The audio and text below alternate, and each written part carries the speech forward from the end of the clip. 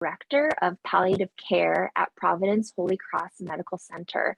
So we're so excited to have her here with us. So I'm going to go ahead and start the recording now. So you might see a little notification pop up. Allie, I already started it, so we're all that's right. We had just talked about that. Okay, so I stopped my recording. Rachel's recording. Good thing we have multiple of us here. I will say that I'm going to go ahead and spotlight Dr. Kalani, so none of you all will be in the recording. So let me go ahead and do that now, and I'll turn it over to you, Dr. Kalani. Great. And what I'll do is I'll start sharing my screen. Let's see. Okay, can you guys see that first slide? Yes, we can, but you are, right now we see all of you. Oh, there we go. Oh, is that okay? Yes, we're good now. Okay, and let me pull this down. Is that better? Yes, it looks great. Excellent. Okay. Well, thank you all for welcoming me to your support group. My name is Mara Kalani, and I am the Medical Director of Palliative Care at Providence Holy Cross Medical Center, which is just in the north part of the San Fernando Valley. For those of you who aren't aware of the LA area, it sits right where the 405 and the 5 meet. So along the 118 and the 210, and it's quite a active center. Just a little bit about our medical center. It's a level 2 trauma center. We're also a stroke center. We do a lot of work with City of Hope. We actually have an active City of Hope clinic and radiation center right on campus. And so we do see quite a few cancer patients. We started this palliative care program. It's about 12, 13 years old now, and I've been the medical director since 2010. So just in regards to the housekeeping, you may hear my dogs in the background. I just wanted to warn you guys. They may start barking just because they're obnoxious. So I wanted to make sure you guys were aware of that, okay? So for the objectives tonight, I'm going to really try to keep this as simple as possible. And one of the reasons is because I want to make sure that I introduce to you all what palliative care is and really hone in on the benefits of palliative care and to determine who may benefit from palliative care, and also what it could mean for you as a person who may have a serious illness. And part of the definition, and I'd be remiss to not bring this up, is to delve into the past and really kind of get you to where we got the word palliative from. I have I have a set of twin boys. They're both in 8th grade, and one of them's taking Latin. And he had told me, did you know that palliative comes from the word palliare? And I said, I had no idea. So in fact, what palliative means is to cloak or protect. And when we really think about what palliative care is, it's very much that way. It's being cloaked with care and comfort as they receive highly focused pain and symptom management. Now, this goes actually beyond supportive care. And truly, supportive care and palliative care are interchangeable. And at different centers, you'll hear different things. So for instance, within Providence, we call it palliative care. At City of Hope, you may hear supportive care. At Huntington Memorial, you'll definitely hear palliative care. So every center has kind of incorporated their own definition, or at least their own title, but we're essentially providing the same type of whole person care. So in further discussion towards the definition of palliative care, it really evolved from the concept of hospice care. And the first person who really brought hospice to the Western world was Cicely Saunders. And she had developed the St. Christopher's House for Hospice Care in England. There, they had actually taken the term of hospice, which comes from a medieval term referring to a place where travelers rest, and really took it forward and advanced end-of-life care. But it wasn't until 1974 when Dr. Mount, out of McGill University up in Canada, coined the term palliative care. And it was really to avoid the negative association with hospice. And we all, within hospice and palliative care, understand that these terms are used interchangeably, but there really is clear delineation between the two. But the concepts that are the similar is the interdisciplinary team approach, the whole person care focus, and also the aspect that we all want the best quality of life for our patients. And so this is really if you think of it as a continuum, and that's something that I'll be going into in more detail. So when we talk about palliative care, one of the centers that have been very active is the Center to the Advancement of Palliative Care, CAPC. We call it CAPC. And their definition is quite simple. Palliative care is specialized medical care for people with serious illness. That's it. And, sometimes I just say, okay, that's it. That's my lecture. And I walk away, but no, that's not actually the case. There's a lot more to palliative care than just that statement. And when you think of, there goes the doggies. And when you think of the World Health Organization definition for palliative care, it's an approach that improves the quality of life of patients and their families facing the problems associated with life-threatening illness through the prevention and relief of suffering by means of early identification and impeccable assessment and treatment of pain and other problems, physical, psychosocial, and spiritual. So again, that holistic approach to caring for patients who have serious illness. I like this definition because it is more complete. The CAPC definition is just very succinct. But this definition does broaden it and really gives you more of an understanding of how we're approaching our patients. So when we're thinking of the interdisciplinary team approach, I'm just going to close the door 1 sec.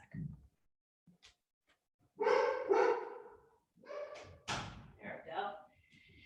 So when we're thinking of the interdisciplinary team approach, we're talking about doctors, nurses, nurse practitioners, social workers, chaplains, and truly many other specialists. Now, these include therapists such as speech therapists, physical therapists, occupational therapists, pharmacists, psychologists, those who provide music therapy, massage therapists. And it is really a comprehensive approach to patients who have serious illness, because it's not just about a patient walking away with a prescription from a doctor and that's it. There's a lot more involved in caring for patients who have serious illness. So the team approach is unique. Each of the team members are specialized in the care that they're providing. So myself, I'm a board certified palliative care physician with experience for many years in palliative care. My two nurses are both certified palliative care nurses, nurse practitioner as well. The chaplain on our team is a board certified palliative care chaplain. And so we're all specialists in our field and know how to approach a patient and family from a palliative perspective.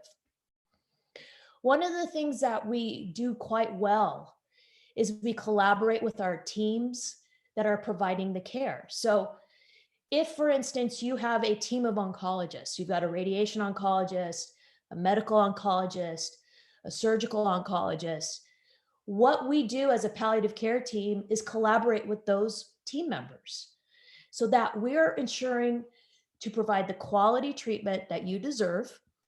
And we work as consultants alongside the team so that we're really giving you the most support, the best symptom management, and optimal communication so that everyone is on the same page. And that often is one of the most important reasons why we get referred, is to just help the communication between the patient and family and the entire team, because it's involved, it's intense, and it requires a specific approach so that the communication is effective, and also the patient and family are very well understanding of the situation. Now, who may benefit from palliative care? We know that at least 90 million Americans in this country are living with at least one serious illness. It's expected to double in the next 25 years. And given that we have, a little over, about 300 million people in this country, that's a lot of people. And we're expecting that more and more patients are going to be landing and requiring very extensive levels of care. So the statistics are that 7 out of 10 Americans die from serious illness, and 9 out of 10 Medicare recipients are dying from serious illness as well. So these stats are staggering. And we realize that we need to do better in how we're caring for our patients. So for those who may benefit from palliative care, one of the things that we always emphasize is that there is no age requirement. So sometimes I will get a younger person, maybe in their 20s. I've had very young, unfortunate patients who have had very complex illnesses at a very young age. And sometimes some of the folks will say, well, aren't they too young to receive palliative care? And I tell them no, because it's not about the age of the patient. It's about the illness. It's about the seriousness of the condition. So I've seen actually patients as young as a few days old in the NICU, in the neonatal ICU. I've seen actually pregnant mothers who need that extra layer of support because they have a serious illness in relation to their pregnancy. So palliative care really can course throughout the entire lifespan. I've seen patients as old as 112, and that happened just last week. So we're seeing a wide range of patients. From a diagnosis perspective, palliative care is very oftentimes called in for patients who have cancer. That's a very common diagnosis that palliative care teams are honing in on. In addition to that, we deal with patients who have heart failure, lung disease, chronic kidney disease, dementia, strokes, or any other type of neurologic condition such as Parkinson's, chronic liver disease, and those patients who are dealing with the effects of serious organ dysfunction. So essentially, the way that we look at it is that any patient with a serious illness qualifies for palliative care. And since we are talking, to a cancer support group, we talk about the different stages of cancer. Is there a certain point that we need to address or have palliative care intervene at a certain stage of cancer? Well, in fact, I've actually had patients who've come to palliative care even before diagnosis, because we're already seeing that this is going to be a serious condition and they need all the support they can get. So when I wrote here at any point after diagnosis, I'm actually lying because I've actually seen patients even before then. But it's really, the important thing here is to look at this continuum. And here on this graph, we're seeing how a patient may course through a pretty serious illness of some sort along this line.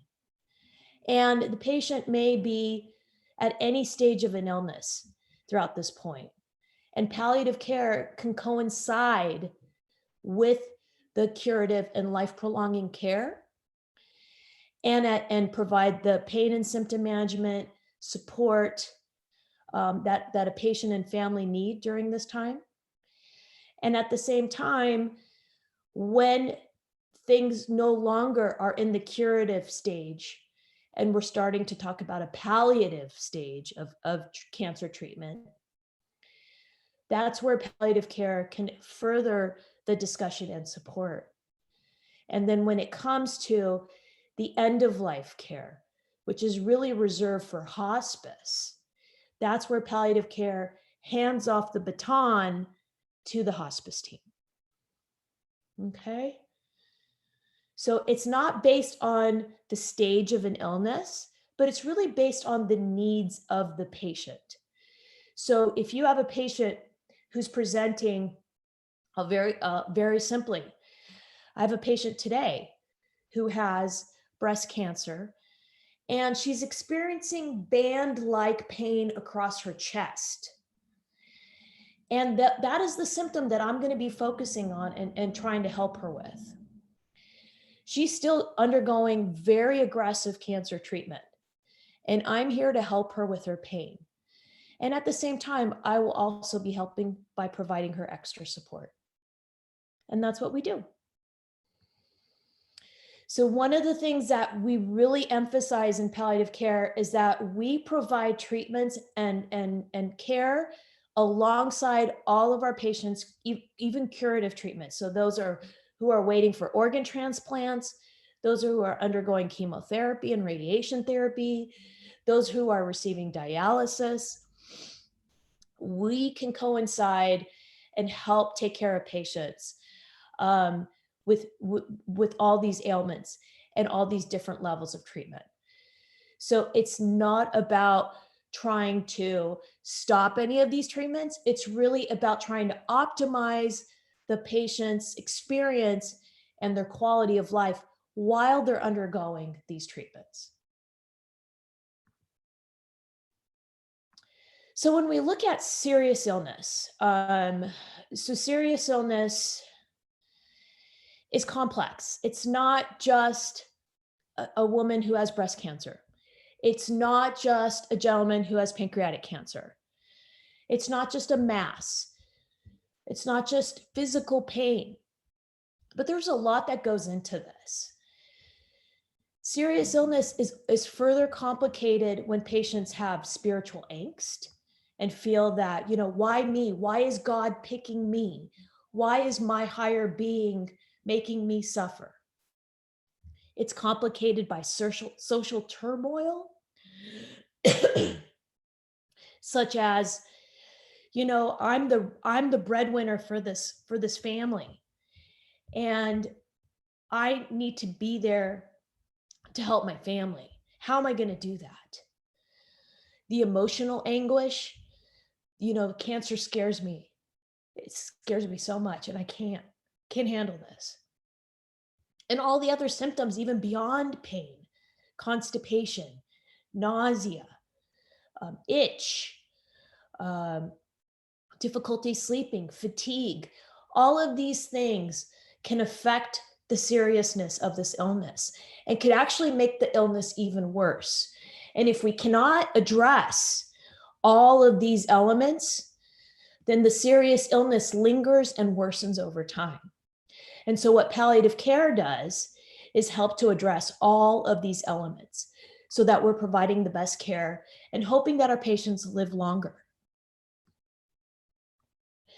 So the stresses of serious illness manifest in many different ways. So pain and symptoms, the emotional anguish, the anxiety and depression, failure to thrive, which essentially means somebody who's just shutting down. They're no longer able to interact with their loved ones. They're not eating. They're not sleeping well.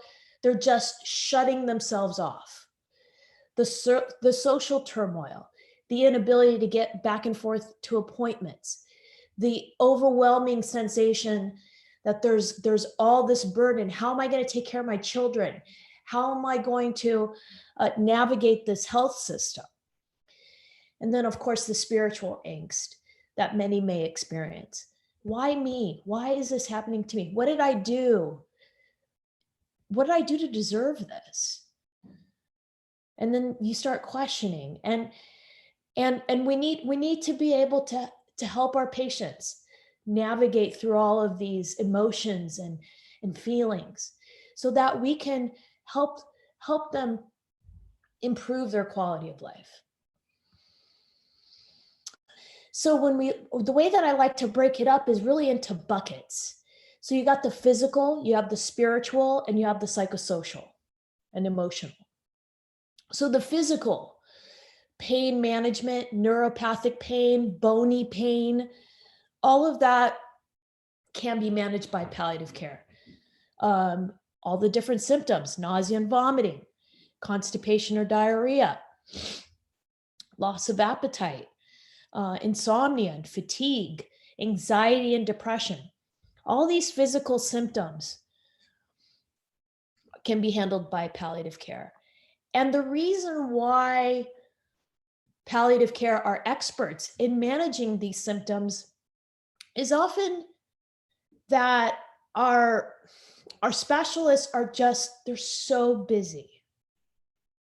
They're so busy, they can't get to everything. And so palliative care helps to put that extra layer of support, excuse me, so that our patients are getting better care. The spiritual angst, the emotional angst in the spiritual bucket, excuse me, the psychosocial and emotional difficulty with coping, the stress of illness, the social turmoil, the financial concerns, the family dynamics. If I had a nickel for every challenging family dynamic, I'd seriously be a millionaire. Every family has its issues, and we all need to be able to help you navigate through this because it's a challenge. And also advanced care planning. That is a big stressor. And that's one of the things I will be talking about today. Now, how do those buckets, how does the team, the palliative care team, approach each of these buckets? Well, we've got a physician, nurse practitioner. They're interacting with an interventional pain specialist, radiation physician, nurses, other types of therapists and pharmacists to try to give the best remedies to help our patients with their symptoms. We have the chaplain, who is part of the palliative care team and part of the spiritual care department to really help ease those spiritual concerns. And then we also have our medical social workers, our licensed clinical social workers, our psychologists to help through and work through the coping issues and the psychosocial dynamics that may occur with serious illness. So you can see that these buckets are really just, coursing along with any patient who may have a serious illness. And I'll give you an example. My mother, she had developed lymphoma about 15 years ago. And my mother's a workhorse and to this day is still working intensely. She's a very hard worker. and she refuses to retire, even though she's 77 years old. But as she was going through her lymphoma treatment, she had considerable amounts of pain. She had difficulty with dryness of her mouth because of the radiation that she had to get to her neck, which affected her salivary glands. She had loss of appetite. Her fatigue was pretty extensive. And on a spiritual level, she was already preparing herself for death. She gave away all her jewelry. She gave away all of her possessions, and she just resorted to the fact that that was it. That was the end of her life. When I think about it, I think she did have difficulty coping. She was losing control, and she was really worried that her time was short. But one of the things that, and this was actually before I became a palliative care physician, believe it or not, one of the things that we did was we worked through all of her symptoms. And I worked along with her oncologist so that we could really hone in on her symptomatology. We worked with her spiritual advisor so that she got good spiritual support. And also on the psychosocial level, I talked to her about her advanced care planning. How would she want us to take care of her if she couldn't make decisions for herself? And that was really important. I think that caused a lot of stress for her because she is so fiercely independent and in control that she was recognizing she was losing control. And once we gave her back the control, we just saw her ability to cope with this illness. It just melted away. It was just, she just did so wonderfully after that. She did get to a point at time where, the radiation treatment was really kicking her butt. And she was saying, I just don't know if I can hang in there any longer. And we sat through, we had a good conversation about what that meant. And ultimately she completed her treatments, and she's been 15 years disease-free, essentially cured at this point in time. So you can see, as her daughter, I took a palliative care approach with her in how we really looked at all the different buckets that she was really struggling with, which could have affected her illness. Had we not taken care of each of these buckets, it's possible that the seriousness of her illness may have regressed. She may have had a shorter time frame of disease-free time. Who knows? But what we do know is that with those who have palliative care, they have been found to live longer. Now, in regards to advanced care planning, I threw up one of our slides here. It's a little fuzzy, and you can't really see it very well. But it's a plan that our Providence Institute for Human Caring has put together, a packet, a toolkit, if you will. And really the way that we like to approach advanced care planning is to think, to talk, to choose, and then to complete a document. And the thing about think, talk, choose, and complete is it's important to really think about who is the right person to make decisions for you. Who knows you the best? And with that person, you want to talk to them about what are the things that are important to you. And as you go through a toolkit or an advanced directive, then there's several different forms of advanced directives, and I'm sure the CSCP has probably resources for that. I don't want to delve too much into it, but there's free online resources from the state of California. There's the 5 Wishes, there's the Providence Toolkit. All of these are free and available online. And as you go through and choose the things that are important to you, you then complete a document. And truly, this advanced care plan document is made for every single adult person. It's not because you're ill. It's not because you got cancer. It's because you're an adult and you're 18 years and older. You want to know who's going to make decisions for you and what those decisions may be, depending on the circumstance. So, for instance, I had a patient once, a young man. He had a nasopharyngeal lymphoma, and so he ended up with a tracheostomy because he had a very involved cancer, head and neck cancer, and he ended up with a tracheostomy.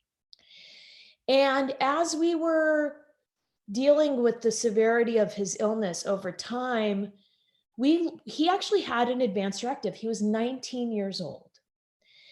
And who do you think that he had chose to be his decision maker? It wasn't his parents, which was a little heartbreaking for them, but they understood. It was actually his twin brother. And he wanted his twin brother to make decisions for him because he felt his twin brother knew him the best. And that is a very unique and special relationship to him. So it's important to have these conversations about what your wishes are. You want to be able to complete an advance directive. And even more importantly, you want to be able to share that advance directive with your providers, with the physicians that are caring for you, with your healthcare team, so that it is obtainable to those who may need it. So what does palliative care mean for you? What it does is it provides an extra layer of support. It is care that enhances the quality of life. It is treatment that alleviates symptoms. And it's essentially providing relief from the stress of serious illness. What palliative care means for you is it means comprehensive symptom management. It means collaboration and coordination. It means understanding and clarifying conditions, treatments, symptoms to be expected, whatever that may look like. And it also means navigating the health system, because we all know we need the help, all the help we can get getting through this. And it essentially means aligning your preferences and values with your treatment options that are available to you. So who are you as a person?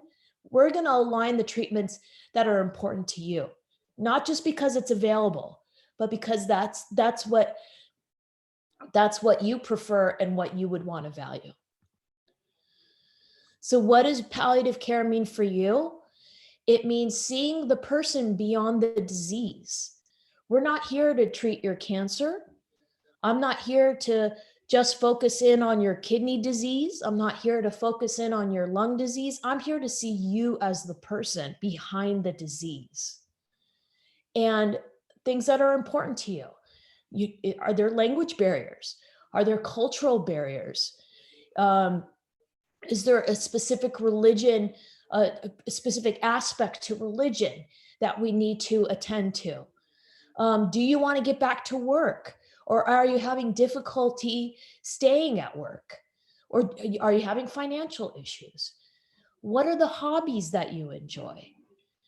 And so, as you can see, these are the things that are important to us as a palliative care team that may not necessarily be the focus of some of your specialists. And that's why I have a job. So fortunately, I get to truly enjoy the work that I do. What does palliative care mean for you? It means enhanced quality of life. There's less pain. You'll have more activity. You'll have more independence and more control, which is extremely important. And you'll have better planning so that you'll know what to expect. And essentially, what palliative care means is that we're going to be accompanying each and every patient and their family through their life journey. Now, I want to tell you a little bit about this gentleman. He was a patient of ours at Providence Holy Cross, and he had colon cancer. And he underwent surgery for his colon cancer. And that surgery went beautifully. But what was ailing him the most was that he wasn't able to pick up his coffee mug and drink his coffee in the morning. He wasn't able to brush his teeth without assistance from his wife. And nobody attended to those symptoms until the palliative care team came to see him. He wasn't able to walk without pain in his feet. So when we talked to him and we got to know him and we asked him his routine and we talked to him about all the treatments he had received, he'd been on chemo, he had surgery. It turned out that the chemotherapy had actually caused him neuropathy of his hands and feet. So he was feeling like pins and needles and numbness in his fingers. And so he couldn't hold a mug well. He couldn't walk without pain. And how we helped him is to start him on certain types of medication for that pain and for that numbing sensation. We also started him on a therapy regimen. And we basically got to know who he was as a person. We got to know him, his wife, his children. Of course, this was pre-pandemic, so we're sitting here quite comfortably without a mask on. But we really, again, we looked at the person beyond the disease. He did quite well from the colon cancer perspective, and he was discharged from our hospital. Unfortunately, we never had to interact again, but he did quite well. And it's because we focused in on the things that were ailing him and were interfering with his desire to get better. So I just want to play you this one video that kind of really sums up what we do in palliative care. And it's a cute little cartoon video. Hopefully this will be a little bit entertaining for you all. I'm just gonna, let's see if I can get this to play.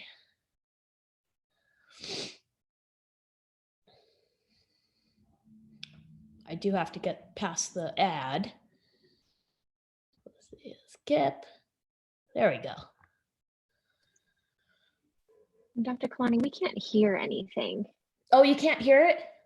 No, sometimes there's a setting where you can share your audio. Okay. It should be in Zoom. Oh, on Zoom. Okay, let me see. Mm-hmm. Let me get back onto Zoom. Okay, let me open this up. Oops. Let's see. Ooh, where am I? Okay, here we go.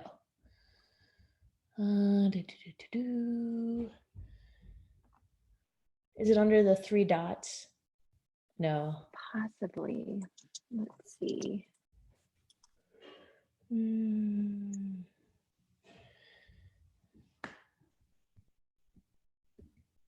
There should be an option under the share when you share screen to share audio as well.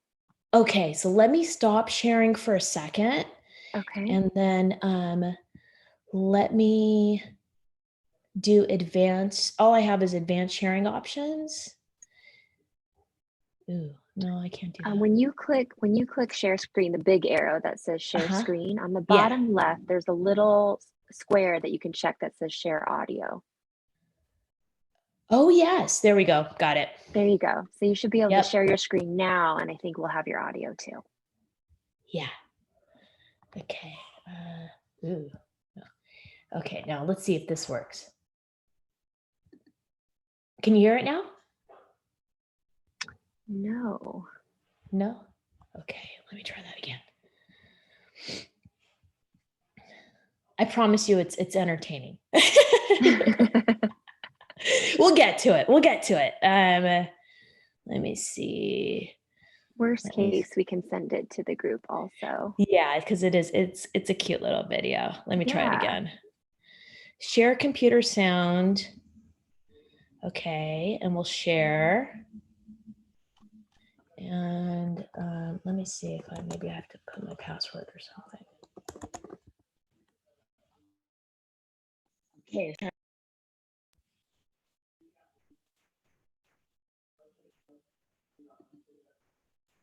Can you hear it now? No, we cannot. And I'm curious if it's because you have your headphones on. Ooh, okay, let me take that off. That's a possibility. We can try it one more time. Let me turn off my Bluetooth. Okay. And then let's try this. Can you hear now? There we go. Yes. Okay. You are a bridge. It's true, or at least it's a good analogy. When you're healthy, when the bridge is sound, you can handle anything. Cars, trucks, trains, all the bumps of life, no problem. You are set. But if you're facing a serious health issue, something like kidney disease, lung disease, or cancer, the bridge starts to falter, cracks appear, and pretty soon it's hard to withstand all that traffic that includes your own medical treatment. And that's where palliative care comes in. Palliative care is a specialized form of medical care, specifically designed for people with serious illnesses. Its main goal is to improve your quality of life by providing relief from the symptoms, pain, and stress that are an inevitable byproduct of both the disease and the medical intervention. In short, palliative care provides support for your bridge. And when a bridge is in trouble, there is nothing better. Now, palliative care, just like construction, is a team effort. It takes doctors, nurses, social workers, and other specialists, all working together with your physician to realize that extra layer, the layer that can make all the difference. It's a treatment method that makes sense at any stage of life and at any stage of an illness, because it's never too late to lessen the burden. So, next time someone you care about is facing a serious illness, remember this bridge analogy and be sure to consider the enormous potential of palliative care.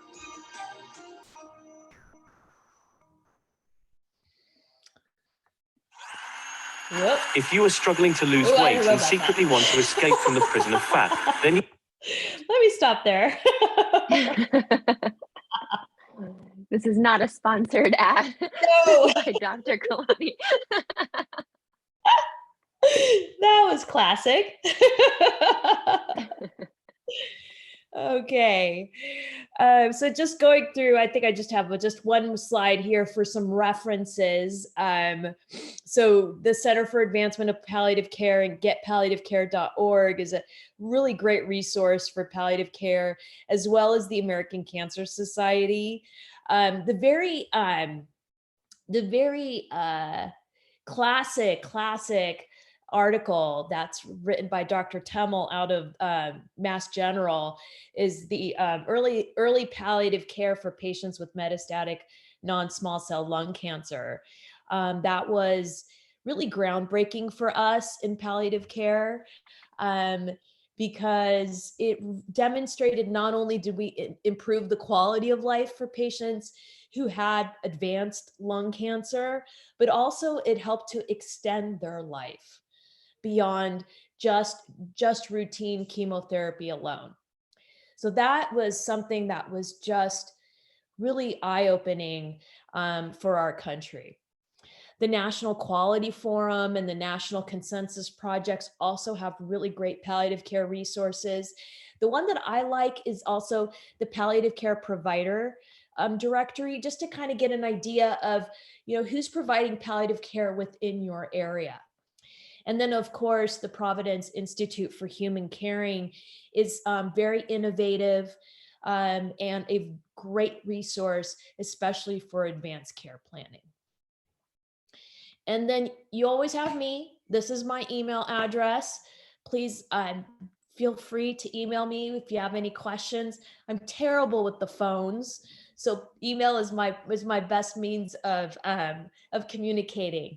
So and I'm happy to entertain any questions.